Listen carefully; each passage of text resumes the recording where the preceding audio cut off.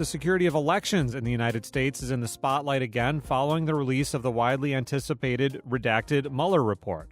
Mueller's investigation found that the Russian government actively tried to interfere with the 2016 presidential election, though there's no public evidence that says votes were changed as a result of hacking attempts.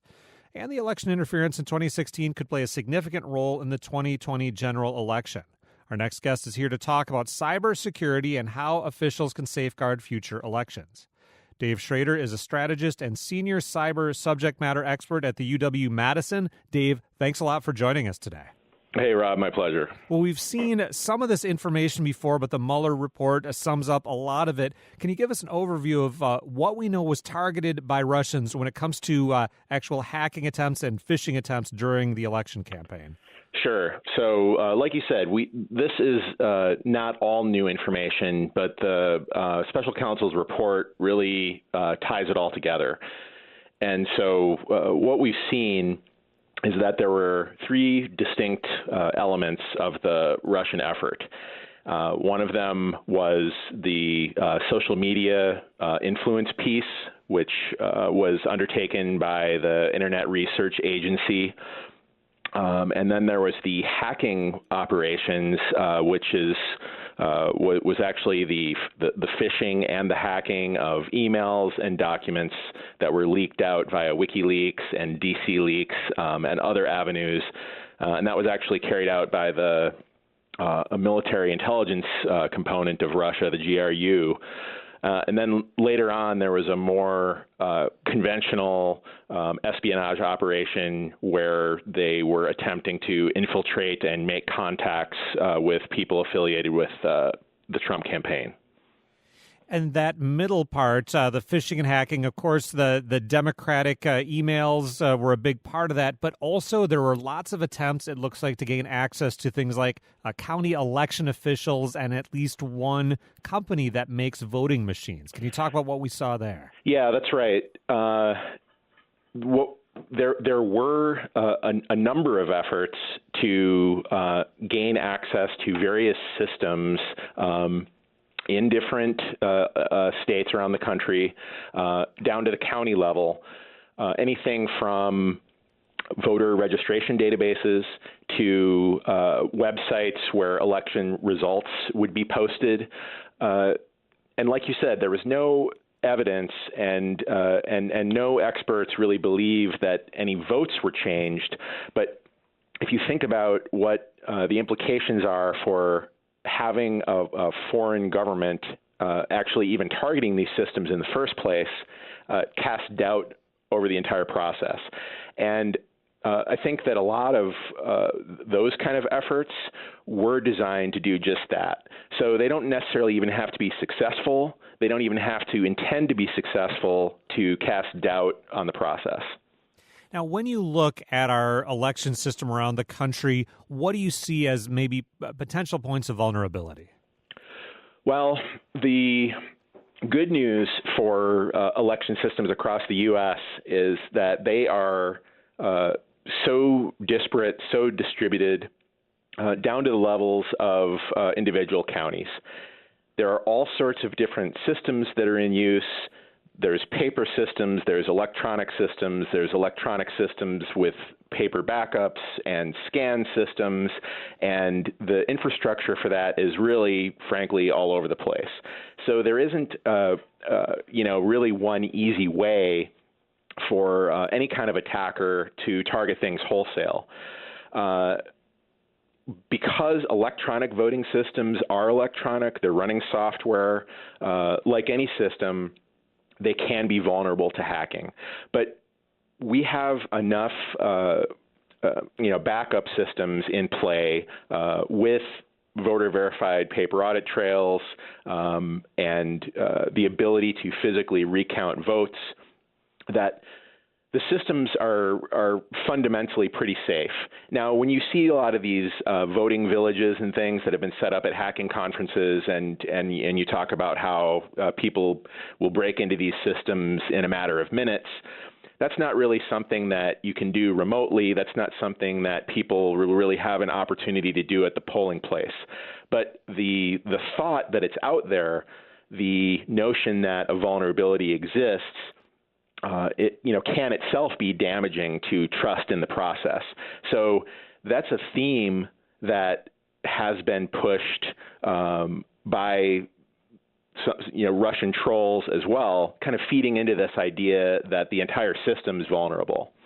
Talking to Dave Schrader, strategist and senior cyber subject matter expert at UW-Madison, about Russian attempts to gain access to voter information, hack into county election officials, and more, all released in the Mueller report, and about the future of election security here in the United States. Dave, looking at solutions to make things as safe as possible when it comes to elections, you mentioned that paper trail. Now, as I understand it, given that we have different systems all over the country, there are some places that you end up with a paper and some places that you don't. Would you like to see some kind of paper trail left in every voting district? Well, I think that just for the element of trust in the system, regardless of what type of system you're using, because of the kind of the sanctity of the vote, the idea of one person, one vote, and you want your vote to count, you want to be able to see that the vote that you've cast is properly reflected. And so if you're using an electronic system, which a lot of counties and states are interested in doing for the added benefits of ease of counting and administration and things of that nature, people still need to actually see that their vote was properly reflected. So depending on the system that's in use, a lot of times a voter is going to be able to actually look at a paper audit trail that would come into play with, if there was ever a need for a recount or an audit or spot audits of that process. So again, my judgment on the actual electronic voting systems, not the scan systems, but the ones where you're using a touch screen and you're not actually, drawing an X or filling in a bubble or things of that nature, that it's more about trust in the process. And a lot of the efforts that the Russian government undertook starting as early as 2014, leading up to the 2016 election, was just to sow chaos and discord and doubt about our institutions, about the process, and about whether or not your vote even counts, or whether the votes could be altered. But it sounds like you're saying maybe there's more impression of chaos than reality of chaos. Things aren't as bad as they might appear. I think that's exactly right. From a technical perspective, even though there are problems, there are vulnerabilities in these systems that are, in some cases theoretical, in some cases only able to be performed if someone actually has, an extended period of physical access to a system. I think that we do need to make sure these systems are secure from a cybersecurity perspective.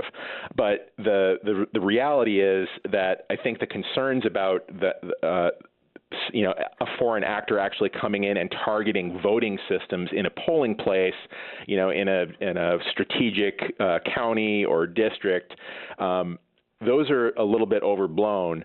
But the idea that the fear is there is, in itself a problem.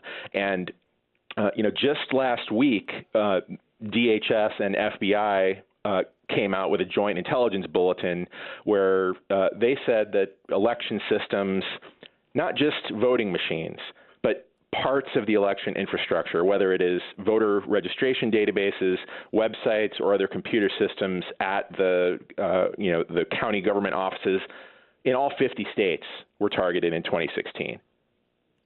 I want to look at the human element, the person sitting in front of the computer. It seems like a common theme in efforts to gain access to whatever, somebody's emails, voting systems, corporate material for that matter, involves phishing, getting that person at the computer to open something that they shouldn't ought to open.